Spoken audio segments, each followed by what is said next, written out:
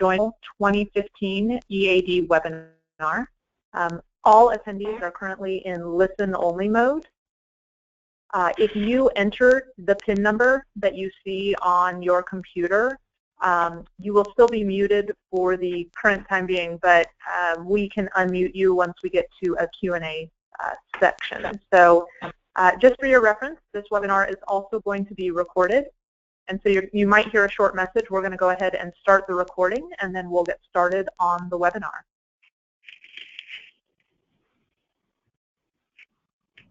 Right. Fantastic. Welcome, and thank you, everyone, for joining us. Today's webinar is called Soft Skills Are the New Hard Skills, Critical Training for a 21st Century Workforce. My name is Alicia Bell with the Association of Chamber of Commerce Executives, and I'm joined today by four great speakers. Chris Shear is our program officer for the education program for the William and Flora Hewlett Foundation. And we have three wonderful chamber executives who are going to be presenting on how soft skills are really considered the new hard skills in their communities. I will let Chris Shear introduce those speakers. Our agenda, Chris is going to frame the conversation, and then we're going to hear some examples of deeper learning initiatives led by three of your peers around the country. And then we're going to save at least 10 minutes for a moderated Q&A discussion.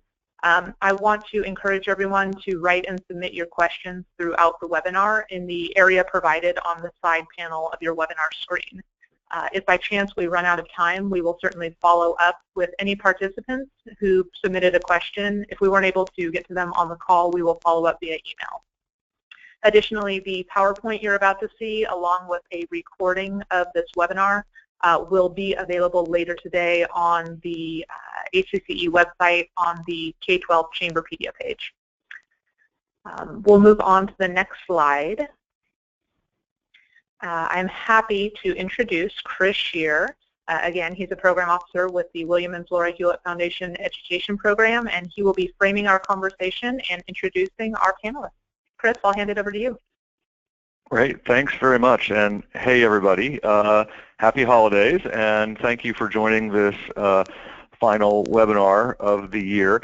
I wanted to do a few framing comments before we get to the meat of the discussion, our actual executives talking about what's going on, because I think with the passage of the Every Student Succeeds Act, sort of a miracle that Congress was able to do anything and do it in a bipartisan way, but we have a new law of the land around education, and the Department of Education is going to shake out regulations first regarding accountability, then regarding testing over the next several weeks and months. But I think we're at a really pivotal moment for business, for the employer community, and for advocates who want to make sure that our kids get the education that they need to be successful, to earn family-supporting wages in the workforce of the future. And I think with the introduction and reauthorization of No Child Left Behind, now ESSA, we're in an environment that actually is going to call on every state to redo their accountability system and to even more prominently state what kids need to learn and be able to do. And the employer community has for many, many, many years and decades been really clear about the fact that kids need to get just beyond the ability to memorize and regurgitate information, especially just limited math and English proficiency, and really begin to do what we at the Hewlett Foundation call deeper learning, but we don't particularly care what anybody calls it, but I'll tell you what we think we're hearing from the higher ed community, from civic leaders, and especially from business, is that kids need, in addition to much greater academic rigor and the ability to just do more work than just basic memorization, they need to be critical thinkers and problem solvers. They need to be able to take the information they have and apply it to new jobs, new products, new solutions. They also need to be able to communicate better, both written and oral communication, and they need to be able to work in teams and to collaborate. Those things are probably closer to something that you can actually begin to test for and look at fairly across all student subgroups in schools today. But there are a couple more things that are really important that maybe we don't have measures for quite yet, but that schools need to really be focusing on. And those are the ability to learn, to be meta-reflective. I heard someone say to me recently, if you need a manager, you're not worth hiring. Managers have a role to play, but you've got to be able to learn on your own. And the last is develop a kind of academic or learning mindset. You've heard a lot about growth mindsets in the media recently, and this is this notion that you learn from failure, you're kind of egoless about problems that you face, you stay tenacious, and you have a lot of grit and persistence around doing those things. So together we think these things are the things that matter, and that states ought to say that they matter, and then they ought to find ways to measure the things that matter using multiple measures and not just a single test score. And then if they know what matters and they're measuring what matters, they ought to, in their so-called accountability systems, report on a dashboard of measures. I don't think any business would ever sort of work all year long and then at the end of the year just do one data snapshot and say, hey, we succeeded or failed as a business this year. And I think the community has really pushed education to think about targets, which has been fantastic, and to think about accountability for those targets, which is really important for continuous improvement. But somehow over the course of the past 10 or 15 years, education, in taking this business message about how you get the data and use the data and all that kind of stuff, just kind of got stuck on a single multiple choice test score. And it's up to business, I think, to help improve that situation for schools, especially since it has helped really lead the discussion about standards and accountability. And with ESSA passing, you've got a situation where all these states are required by law to redo their state educational plans and submit them to the Department of Education. And they're going to be very tempted to make few changes, to stick with what they think is easy to do, where there's political consensus, and to just kind of phone it in terms of reform. A couple of states will probably do a really good job of redefining their system, but it's a great time now for commerce executives to get a hold of key legislators and especially state education department staff and leadership, maybe even state boards, and say, hey, for years and years we haven't made any changes because the law prevented us from making changes. Now we're called upon to make changes. I want to talk with you about whether or not we have a shared vision here, what you're going to do about it, how you're going to move forward, what support you need from me. Can we be a neutral convener? Can we be supportive? Can we use our bully pulpit? Can we lend our expertise? And I think there are specific things that the business community has a lot of experience with that it can be incredibly valuable to the process in terms of putting on the docket. And one of them, I would say, is counting non-classroom activities as important parts of learning. Internships would be a classic example of that, and there are a lot of great examples all across the country of business-supported, business-sponsored internships where kids really learn a lot on the job. And we have a pretty, generally speaking, there are many, many great exceptions, and the people on this call today are going to be able to explain many of those things, give exemplars, but a lot of the old career and technical education is a little anemic, and it's kind of stuck in the past. And a lot of these states that I talk to have clearer and clearer definitions of college success, but they need help with career success, and those measures matter equally. And I think importantly, we don't want the old situation where I've had people say to me, oh yeah, Chris, I get it. Skills are for jobs and knowledge is for college. And I don't think anyone believes in that old divide anymore. You need rigorous academic skills and abilities in the workforce, and you need the ability to apply and learn and work in teams in the academic setting. So I think we're in a new day. ESEA revision kicks off that new day, and it's a great opportunity for business to step in and really kind of say, the long narrative we've had in this country is that academic rigor is what matters in school, and skills are for outside of school. They're soft skills. We've even called it that. We even have a name for it, soft skills. And the community actually uses soft skills all the time. But that soft, that adjective soft, I think no longer applies. These are the hard skills now that get you a job, keep you a job, and have you thrive in a job and have your business, your industry, your region, and this country really compete globally. So I think what I've started saying is soft is the new hard, and that the Every Student Succeeds Act gives us a chance to put that forward. These guys have just graciously put up, I did a little blog on this called Soft is the New Hard. It's a little chatty, so apologies for that. But if it's of interest to you guys, click on the link and take a read through it. But I think that we're in a moment where we can really talk this through in the areas where we work, where the Chamber has leadership, has staff, has capacity. And to tell you more about that, we've got some really great speakers. And first on the list is David Rattray, who is the Executive Vice President for Education and Workforce Development in Los Angeles' Chamber of Commerce. And he's the President and Executive Director of Unite LA, and just a real thought partner to us here at the William and Flora Hewlett Foundation, and just the work LA is doing is influencing everything California is doing. David, why don't I turn it over to you so you can talk a little bit about your work on college and career readiness. Thank you very much, Chris. Thanks for participating today and facilitating this conversation and your leadership. And so I'll share some of the things that we think about around these questions that Chris teed up.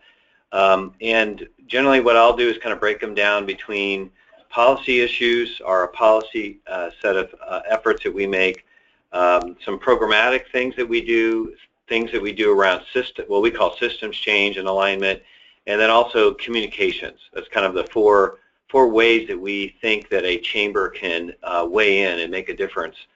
So I'll start with a policy framework. First of all, as Chris said, I mean, we do think that this is an incredible moment. The business community, as so many of you know, and many of you actually led in, really pressed the country over the last decade and going back even to the 90s to really step up the game and to be more effective in terms of making sure that our students graduate successfully and are ready to help us have the workforce to make us competitive. But as Chris said, I think sometimes we felt like we had to fight a brutal war to wake up the bureaucracies and push them to change. But then in some cases they translated our message of accountability into a system that wasn't very effective. In fact, sometimes actually counter to the very thing that we would have thought valuable. Meaning a lot of times then they reduced curriculum down to back to the basics, you know, the old 3 R's, and a really narrow definition of academics, and a way of creating accountability that rewarded, as Chris said, memorization with standardized tests. And so I think what happened is we sort of thought we had a job to do, and we went in and we beat the place up a little bit, but I think the reaction we got sometimes was the opposite of what we were probably intending or wanted to see. And so to me, what's exciting about the moment is there's a lot of momentum, I think, to use accountability in a more constructive way that reinforces some of the things that Chris just outlined. And so in California, one of our top goals in the policy area has been to help California have, we hope, a much more enlightened framework about thinking about these questions of what do all students need to be able to know and do. And we always would say that, know and do, because when you say know and do, you get past, it's not good enough to have knowledge that you cannot apply. And we all know that's an automatic with employers. You would never hire somebody who's a little brainiac and can sit over in a corner and read corporate reports and not help get anything done, sell a product or sell a service or work effectively in the workplace. Our only measure of an effective employee is somebody that actually gets stuff done, is productive. But yet I think we didn't realize a lot of times when we said we need to make sure kids can read and write, we actually reinforce systems of measurement that were based on just whether they have knowledge and not whether they can actually apply knowledge in any kind of constructive, effective way.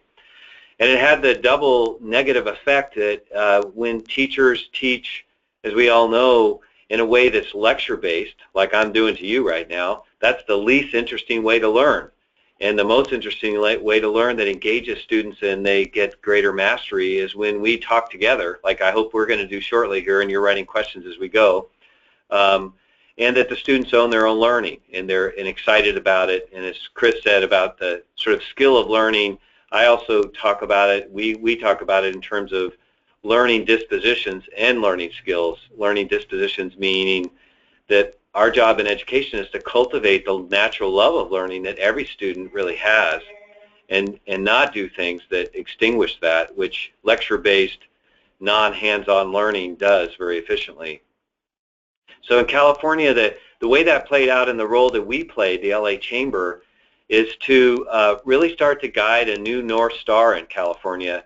So I worked, and we worked directly with our state superintendent and with our governor and the State Board of Ed and to the legislature, and we established a set of principles that we helped put together, and it's our North Star that really lays out what's the real purpose of public education in California, and what are the guiding principles that ought to lead us and inspire us and guide us. And the top one is we define as meaningful learning, that all students do support the acquisition of knowledge, language, lifelong learning skills, and dispositions to succeed in today's world. And that includes the ability to apply complex knowledge to solve problems, to collaborate, to communicate, to inquire, to learn independently, to build relationships, be resilient and resourceful. And that's one of our 10 or so North Star principles. If anybody wants to see it, we can send the link. It's called our Blueprint 2.0. And what that led to is a roadmap for California of where we need to go, and was put out by our state superintendent with my support, our support. And what we've done is start to lay out a new way of thinking about accountability and continuous improvement. So the next thing I would just lay out is that we're trying to say that continuous improvement is as important as accountability, and that self-accountability is the most powerful form, because we're all intrinsically motivated. So the key difference there is that it means the dashboard kind of approach that Chris was mentioning, we're trying to lay out in a way that provides information not just externally, like we did under NCLB, to parents and to community, but also helpful information that helps teachers and principals and other internal stakeholders get the information they need to know, with the assumption that they want to do better and they need good information to actually improve learning situations. So we're working on a new dashboard in California, and I think the business community, as Chris said, is just crucial, because if we either stay missing in action, or if we use the old-fashioned hammer approach, there'll be a huge missed opportunity, and we'll lock in again a kind of another era of multiple choice tests that narrow curriculum and don't really pull for the sort of higher order skills that we're talking about. So we're gonna have a huge say in that. We have, and we will continue in terms of resetting California's sort of whole accountability and continuous improvement framework. That will lead to bills. We've already sponsored several bills that have really changed the testing in California, decreased the number of tests. We suspended our high school exit exam, and a number of bills that we'll do to sort of put forward a new framework that's very positive, and hopefully do what Chris challenged us to, which is a way of taking advantage of ESSA or ESSA. One thing I'll just reference that's sort of related to that is we realize that we have what we're calling underbrush, which is a decade or more of all sorts of regulations and law and practice that are baked into our system so deeply that we may not even pay attention to it. And by that I mean that when NCLB got passed, and a lot of states across the country really strengthened our accountability systems and our testing systems, that led to a lot of different things that were baked into our realities. It led to ed code in many of our states, or probably all of our states. It led to plans that we gave the federal government that have the force of law, that we commit to things. Our teacher credentialing commissions, our boards of education, our county boards of education, our school district. And what we realize is that if we don't go in and figure out what all that stuff is, and then which stuff we want to keep and which stuff we want to get rid of, we may say to school districts, we want to go to a new place, but we also have all the old stuff in place, and they won't be liberated and go to a new place or a better place because they'll have conflicting requirements. And as we all know, public education is very compliance driven. And if you aren't really clear about what you want to see, they'll just keep trying to fill the boxes in and do what they think we want them to. And worse yet, if you send them conflicting signals, they go to the lowest common denominator naturally, and not effective. So we want to liberate folks and take a lot of that stuff out. And again, if we as the LA Chamber don't drive some of that stuff, it just gets lost, and it really impinges the ability to charge forward. On the program side, we have a series of initiatives that we call linked learning, and that includes literally staffing professionals at high schools and being the broker between the high schools and the business community to help young people students get internships and job shadowing, and to build business partnerships and employer partnerships with our high schools that have themes like health or IT, etc. We have a big summer jobs program with our mayor that has got a number of partners that we recruit, like some of you do, to help get, say, over 20,000 summer jobs in this county that include aligned internships to our pathways. And we do other things that kind of relate to, like Principal for a Day, to create matching for schools and help stimulate more partnerships. So we have a whole series of those kind of things at a programmatic level. And then finally, at a systems level, we developed something called the LA Compact. And if any of you are interested, you can see that, lacompact.org, and we can send you the link. But that was an agreement that we established 6-7 years ago. And the LA Chamber and its affiliate, Unite LA, we're the creators of it. We're the initiators, let's just say, and we call ourselves the conveners.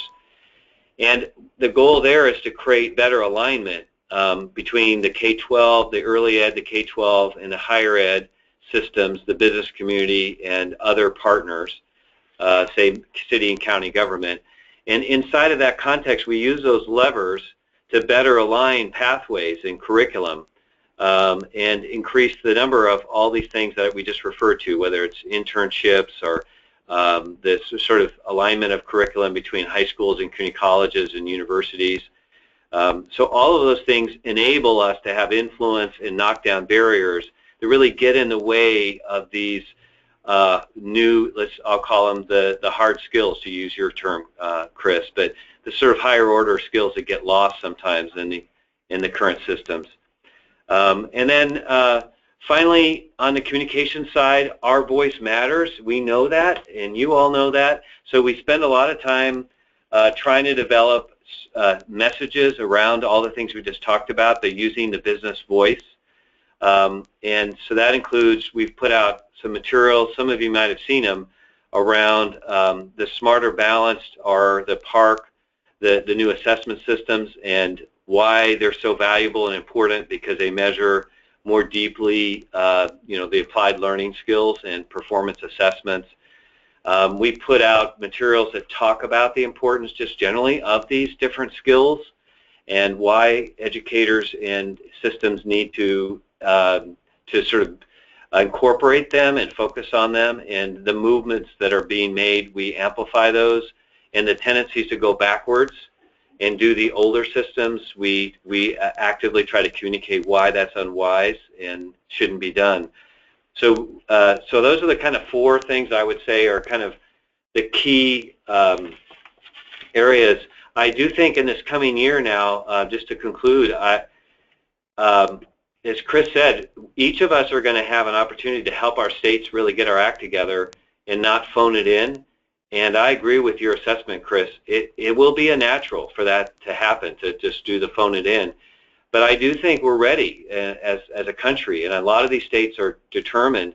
We are, California, I assure you, we will push, and we don't have to. We have a state superintendent and a governor that are all on board with this, but to really be assertive in terms of our vision, and then make sure we put together a plan for California that we expect support from the federal government as a partner. And I'll just add to that too is, you know, we're going to go through now a period of rulemaking for the U.S. Department of Education, and what we'll do is directly engage the U.S. Department of Education and give our point of view to them. The last thing we need is that the U.S. Department and their good intentions undo some of the big success that ESSA did, which is, you know, the ESSA really rolled back a lot of federal overreach, as I would call it, but, you know, attempts well intended by the federal government to improve education in the country, but it led to just layers and layers of regulations, that a lot of which backfired. And what you don't want is the Congress actually clean up a lot of that stuff and empower states, but the Department of Ed go into its own, you know, mail it in, to use your reference, Chris, where they just write oodles of regulations. Like one of the big areas that we think is crucial to fight for is this quote-unquote low-performing schools component, where the legislation does say identify your 5%. And what could happen is we slip back into the old index of single dimension. So we're going to recommend that not be a 5% linear scale, that states should be able to say, we have multiple measures, we look at student work, we look at authentic assessments, we look at internships and portfolios, and we're going to help schools based on a whole set of criteria and not be reduced to an index. And that, to me, is an example of a fight worth fighting for the business community at the rulemaking process for the months ahead. So let me pause there, Chris, and leave plenty of time for my colleagues and questions. David, thank you very much. And we will move on. This is nice. This is one of these webinars where I'm not secretly checking my email in the background.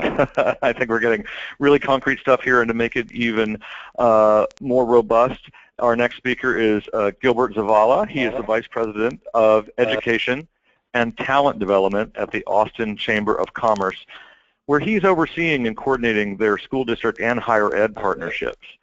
And you know, he comes from a research background and from a college access and success background in the nonprofit world before coming to the chamber. So he gets the partnerships that will need to support this, and I am told has got a dazzling, high-speed, high-quality array of slides. Gilbert, let me turn it over to you. Well, thank you, Chris. Thank you, Anna and Alicia, as well at ACCE. It's a pleasure to be on with you all.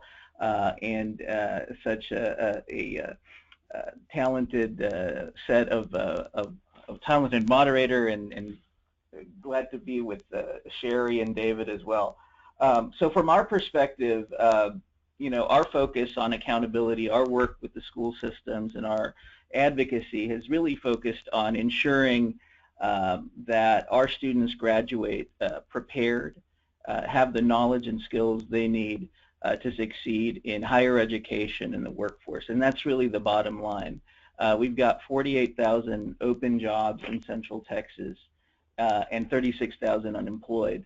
On our end, 83% of the unemployed lack the skills or credentials they need to compete for those good jobs, and we really focused on three things to make sure that our students are able to be in a better position, our future workforce, to compete for those jobs. And that is, one, we've brought leadership and focus around direct-to-college enrollment. This is without federal accountability, without state accountability.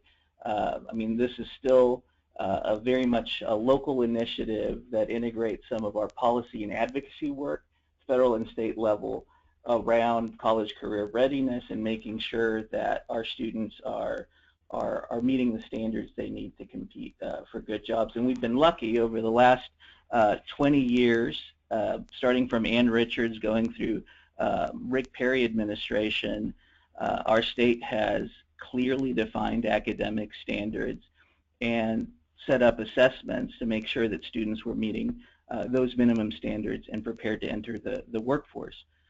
In many respects, you have No Child Left Behind set up the expectation that 100% of our kindergartners who entered high school back in 2001 would graduate with the skills they needed to enter the new economy and compete for good jobs. ESEA, the new iteration of that under Every Student Succeeds, keeps many of those policies in place. You're still having the nation's report card. You're having states disaggregate data so you can highlight achievement gaps, but a lot of it still falls on the state to set those academic standards and make sure that students are prepared. And in Texas, we've encountered a challenge over this last legislative session where we've actually reduced graduation standards, and our chamber has fought to make sure that we keep our local standards high. And so we provided that leadership at the local level to keep focus on direct-to-college enrollment and college career readiness, where the state is sort of backtracking. The second item that we've done is we've focused on working with our school districts to provide tools that they need to support and drive college readiness and direct-to-college enrollment. And the third is we've worked with them to ensure that we're keeping ourselves accountable and recognizing progress. I think David referenced accountability in a constructive way, and that's really the approach that we've taken with our districts to make sure that we're recognizing success and providing tools that they need to actually help more students transition to the education and training they need to compete for these good jobs. So I thought I'd just give you some context in the next slide. Austin is the gazpacho, is the blueberry in the political gazpacho of the state of Texas. So you'll see on the next slide we're kind of in the middle there. We've got 60% of our students who are low income, and this is one of the reasons we focused on making sure we know the barriers that students face. They're first generation and low income in transitioning from high school to college, and we want to make sure we have a greater share of our students do so. About 50% of our area students are low income, and 66% of our graduates are underrepresented. So on the next slide, you can see kind of the leadership aspect that we've taken. It's a top-down, bottom-up approach where we've prioritized college enrollment, college readiness, despite the fact that this is, again, not in the state accountability system. We've lobbied for increased funding to support college transition positions. In particular, over the summer, we've asked our counselors' contracts to be extended. And we've done this locally by working with trustees and superintendents, but we've also advocated at the state level that the state does provide funding to support summer counseling for students and address enrollment barriers over the summer. We've also asked our school district partners to consider strategic compensation and performance-based pay around initiatives that drive direct-to-college enrollment and college career readiness. We've advocated for supportive federal policy and state policy, particularly around aid simplification, making sure that we have clear college career ready standards, making sure that our state financial aid system prioritizes aid to our more disadvantaged college ready students through our major Texas grant program. Bottom up with our school districts, we've focused on making sure that our students are aware of college and career opportunities, partnered on large-scale regional career fairs and college expos, have a partnership with the City of Austin and Bank of America on providing internships to our area high school students to expose them to careers that they might not have considered. You know, I said at the beginning of our presentation that we got about 48,000 open jobs. Well, the majority of those jobs require education and training beyond high school. 60%. North of that are associate and bachelor's degree preference for employment. So a lot of the students who might not consider careers in high demand occupations, we've got in IT and STEM, are being placed in those internships as part of that program, and hopefully being exposed to careers that they might then decide to pursue as majors in college. We've also worked to monitor and improve college readiness along state standards. Over the last decade, we've seen about a 17 percentage point improvement in college career readiness rates from 47 to 64%, and these now exceed the actual matriculation rate for our students at 61%. We've been able to grow direct-to-college enrollment overall by 35% for the class of 2007 through the class of 2014. The challenge regionally on the next slide is that we've been flat at 61% direct-to-college enrollment, which, as you know, is behind the national average of near 70%.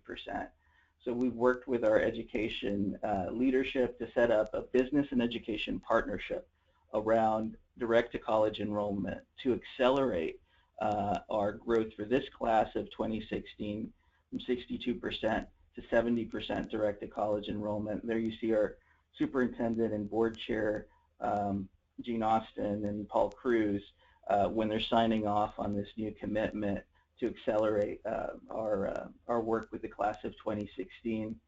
We've structured ourselves in terms of leadership as an executive committee, and we've got a working group that's basically associate superintendents and district leadership, community college leadership, separated up into 3 teams around programs to support college applications, college career fairs, FAFSA completion, and professional development for counselors, as well as data to track college career readiness in real time on SAT, ACT, and our state assessment, which is TSI, direct-to-college enrollment data as well to feedback and evaluate whether or not we're being successful. In other words, the program's meaning to impact direct-to-college enrollment should have a yield, and we go back and we look at that.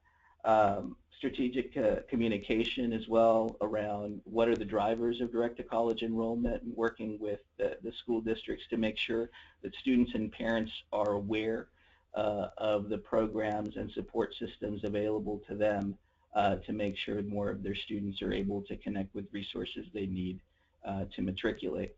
As part of that, we've also set goals with the districts. This has been critical because we can't improve what we don't measure, and we've got commitments from 9 of our partner districts to accelerate to 70% direct-to-college enrollment. To accelerate to 70% direct-to-college enrollment, and each of them is basically making up a portion of that to get us to our goal. And it's 1,400 more students, about 34 for the 40 metro campuses. We're leveraging tools what we're calling Counseling 2.0 around the targets they've set. So this includes using market research around college intentions for junior surveys, digital messaging to target students who are college intending around SAT, ACT prep, college applications, financial aid completion, and then concluding that with an exit survey to make sure that we're linking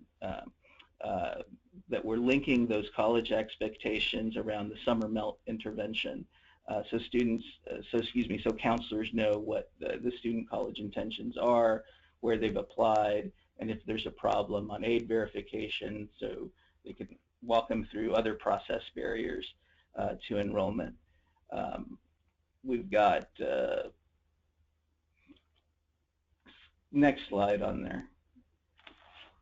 On the junior survey, we're actually linking this data, which is around college intentions, into a regional dashboard, and this is a real-time tool that counselors can use to actually target support around SAT, ACT prep, support college applications, support NTRAC college applications, FAFSA applications in real time, and then text based on that using the system.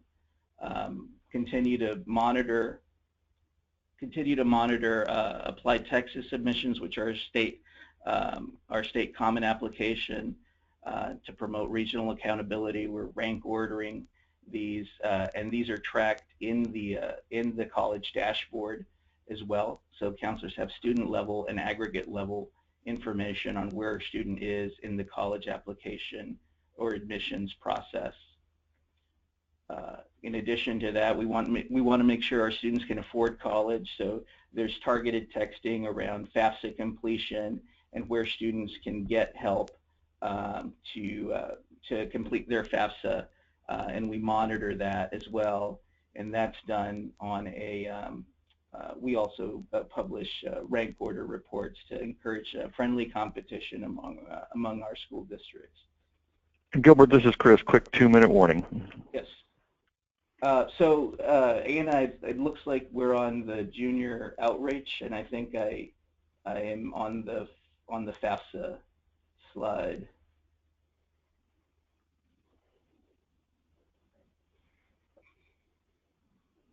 So lastly, I'm going to skip over the marketing components around FAFSA, but we've got a pretty intense marketing campaign around it, $100,000 that we invest in it.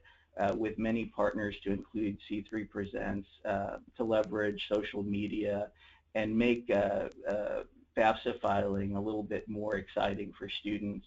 And they get passes to ACL Fest, our student leaders do.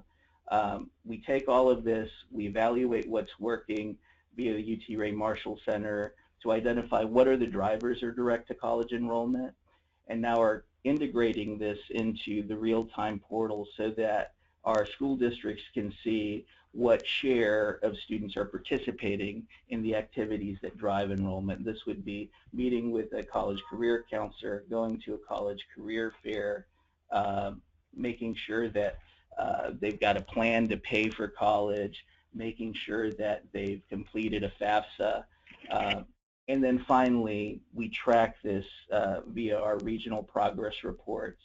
And Anna, if you can just show very briefly the content tracked in the reports.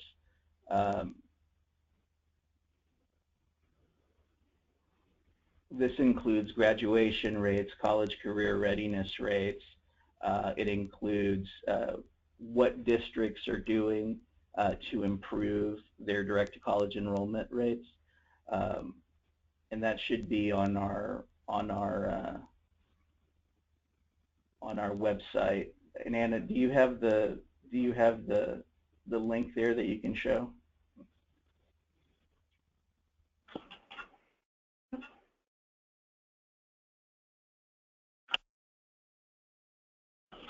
Gilbert, that's great. We could share the link with all the attendees afterwards. Okay, perfect. We'll get that directly to them. Thanks very much. And I think on the slide I'm looking at, there's also you could probably nav over from the austinchamber.com site. So a lot of, actually I think in many ways, Gilbert, your discussions around programs and systems alignment gave a lot of depth around tool development and progress tracking and systemic understanding. Let's move to Sherry Newman, who is our final speaker. She is the program director of YouthQuest at the Flint and Genesee Chamber of Commerce, and has a lot of experience in youth development, and runs this YouthQuest program, which focuses on after school and underserved kids. And Sherry, can you round out our discussion from your perspective? Absolutely. Good morning, and again, thank you for having me. It's a pleasure to be here with all of you and to share just a little bit of information about what we're doing here in Flint and Genesee County. The Chamber of Commerce here has been involved in youth programs for more than 20 years, and we've really evolved over, I would say, the last 5 years, and are far more intentional regarding the soft skills, because we certainly agree that we're moving away from that term and understanding that young people need to really have the hard skills, which are those critical thinking and problem solving and teamwork skills, and they're not having those opportunities in the classroom during day school. So we've been very intentional about the model that we're using. And so what I'd like to share with you is what we're doing in terms of youth development, what my role is, and how we utilize our community partners, our chamber members, as well as our school partners. And so our youth development programs really consist of, if you go to the next slide for me, it has the Youth Quest, Teen Quest, and Summer Youth Initiative. And I'll just spend a few minutes on each one of those. But as you can kind of see, it's a cyclical model, and so I'll kind of explain how we move through this. But the very bottom there, the Youth Quest model is an after-school program. It is K-12, so we do provide opportunities at all 3 levels. We serve 2,000 students a day, Monday through Thursday, between the hours of 3 p.m. and 6 p.m., which research shows that's the time that students tend to get in most trouble during the school day. And so this is our 6th year operating the Youth Quest program, and we've just recently, for over the last 2 years, expanded into the high school. And so we have some very specific objectives at each of the levels. So for elementary, we really focus around academic support and trying to build that good foundation and making sure that students are at appropriate grade levels for reading and for math, and that they have a foundation for experiential learning. We also have a strong focus in enrichment and healthy behaviors at the elementary level. All of our sites have a nice budget in terms of being able to be on-site and off-site, so the students are able to get out into the community and participate in field trips and enrichment opportunities, as well as service learning projects. And as we move through the middle school and high school level with Youth Quest, there's 4 major areas that we focus on that the gentlemen have spoke about quite extensively already today. One is college and career readiness. The other is emerging careers. We're finding here in Genesee County and across the state of Michigan that manufacturing careers are quite extensive, and we have about 30,000 jobs that are going to need to be filled here in the next few years, but we don't have a qualified workforce. And so we are partnering with not only manufacturing organizations, but others that are having far more STEM careers, and others that are coming aboard here and wanting to make sure that our young folks have been properly trained, not only to obtain those positions, but do well and prosper in those. And also we do, at the level, we have community engagement. Our students are very heavily involved in participating in service learning, participating on councils. Each one of our sites has a youth advisory council. They address a lot of community needs as well as youth needs. And then the last area is around youth leadership and providing them with, again, those soft skills or those hard skills in order for them to be successful. And through the college and career readiness area, we partner with our chamber members and community organizations to provide on-the-job training, work site visits, opportunities for internships, things that we're doing to prepare students for that next step beyond high school. So as we move into Teen Quest is a 5-week pre-employment leadership training program that does happen after school. It's 2 hours per day after school for 5 weeks. It's often run as a club through Youth Quest, so students can be in both programs.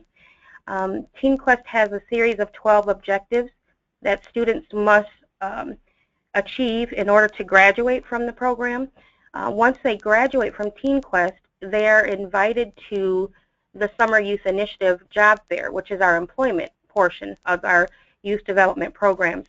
And Teen Quest each year, we usually have around 1,000 students who graduate from that program annually. And then they are invited to the Summer Youth Initiative job fair. And approximately 650 to 700 students we hire every summer. And so they are working in real jobs within their own communities, and they have been working on those soft skills, which are all of those objectives in Teen Quest. So they have to practice the etiquette, the teamwork, the problem solving, the reframing conflict, all of those things that they seem to struggle with maybe during the school day. They are more perfected. They also have to complete mock interviews with actual employers in order to graduate from the program. And so during the Summer Youth Initiative, many of these young people can work from a variety of day camps to office positions. We partner with DNR to work and do beautification projects within the Flint and Genesee community. And then when students age out of Summer Youth Initiative and when they graduate from high school, we find that many of those students are coming back and applying for positions within YouthQuest while they're enrolled in college locally.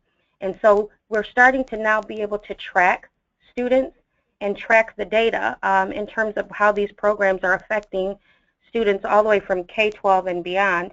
And we have a great partnership with the David P. Weichart Center, who's helping us to kind of gain some of that data and look at some national trends and how we compare to programs across the nation. So I'm excited that our evaluation will be ready in January, so we'll be able to really look at what we're doing and what's working well. And we are just really also working intentionally with our school districts to think about how some of these opportunities could have credits attached to them so that students are getting the credits that they need, and also how does that affect the academic portion of what they're looking to do in school. So we've spent a long time in workforce development and youth development, and we're just very excited about the work that's going on across the nation and certainly what we're doing here. So thank you for the opportunity to share a little bit about what we do here at Flint and Genesee Chamber. Sherry, thank you very much. As you guys who are participating think about the questions you want to ask of the webinar panel, let me just recap what I think I've heard. You know, David made the case that this is a moment in time and that we need to really be working on several fronts. There are policies that we can push for. We can communicate the importance of this moment and what we're after, setting a new North Star. We can worry about systems alignment, and we can develop programs that make sense to support exemplars of this kind of work. And then I think with no actual malice aforethought, Gilbert kind of ended up pushing us on this notion of systems alignment, talking about college enrollment, talking about the development of tools and for use and tracking progress, a very important thing that he and Sherry both mentioned, the ability to get data on this and introduce this idea of acting top-down and bottom-up from a real systemic understanding of what's going on.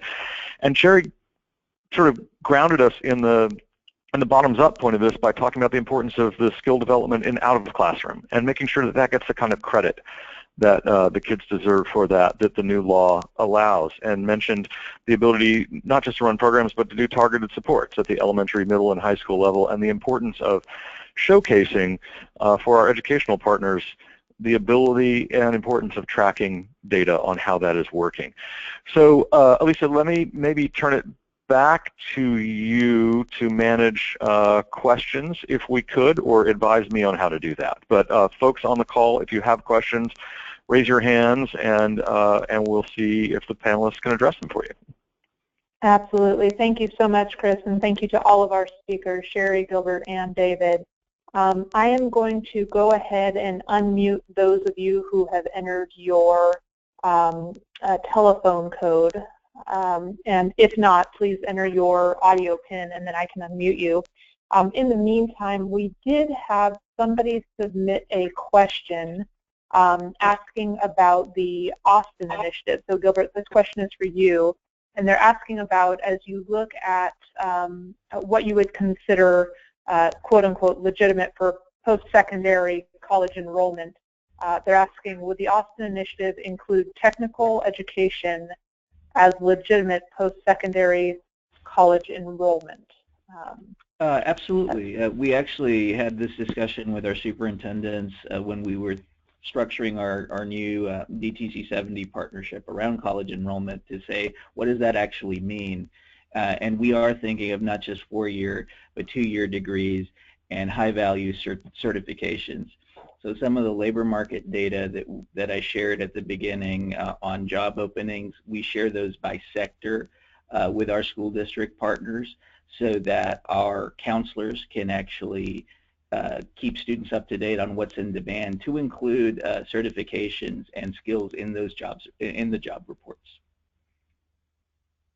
Fantastic, Gilbert. Thank you. David or Sherry, did you want to add anything on that topic?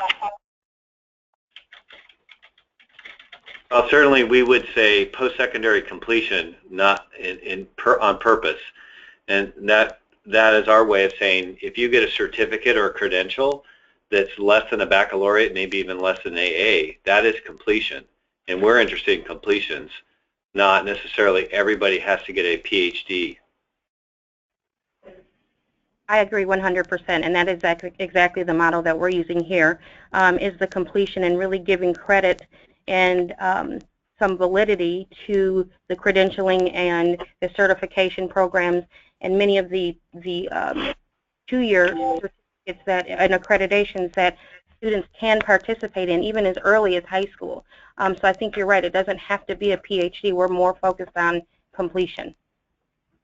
Lisa, this is Chris. One thing I'd throw into that mix is I think kids get caught a little bit sometimes, and they'll go through a rigorous program, they'll complete it, and then if they move on in the pathway to community college or a non-selective or a 4-year, those institutions don't fully understand the value of those certifications, and so they just use essentially another multiple choice test to retest those kids and put them in remedial ed, which costs them time and money and doesn't count for crediting. So I think there's a real opportunity here for higher ed to take this stuff more seriously in partnership with K-12 so that kids don't end up doing something twice, one time at their own cost and not for credit. Absolutely. Thank you.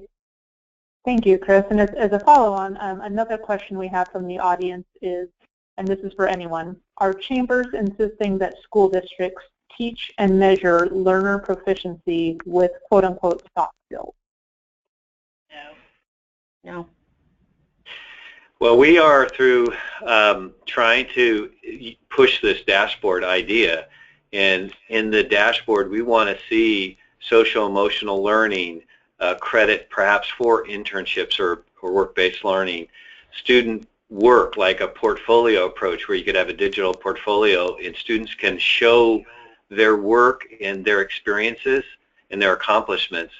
I think that's the big prize, team, and you know, I wouldn't say we've got it done, but we're on a road to doing that, and we need to play defense against some that will poo-poo that and say you can't put it on a validated psychometrician, you know, supported standardized test. It's not academically rigorous. So I would say that's our fight ahead, and we're determined to take it, to wrestle that beast to the ground, if you want to call it that. And Alicia, I see there's also a question about, a lot of us focus on high school graduations. I bet we all do. We certainly are obsessed with it. Our LA Compact has as one of its top 3 goals increasing graduation rates. And for sure, we see graduation rates as more meaningful than an isolated index around test scores, because that does show a measure of soft skills and persistence, or hard skills. Do they get through? Do they stick with high school? Do they get to the finish line?